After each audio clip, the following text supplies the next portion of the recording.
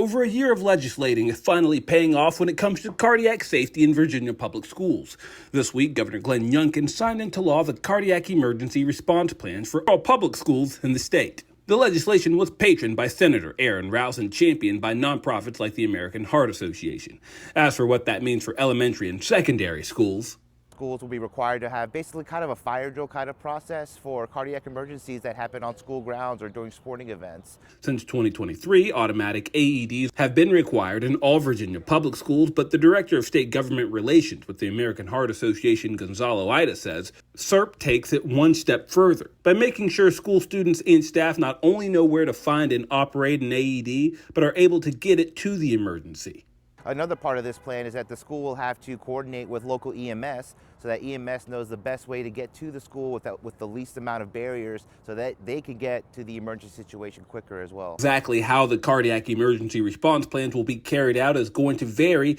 based on the needs of a particular school. However, the SERP law, which goes into effect July 1st, goes hand in hand with legislation passed in 2023, which in part mandated that the State Department of Education publish a list of public and private grant opportunities to ensure all schools are able to meet the AED requirement. You know, every individual school will have the autonomy to develop their cardiac emergency response plan as they see fit, but having cardiac emergency response plans or athletic EAPs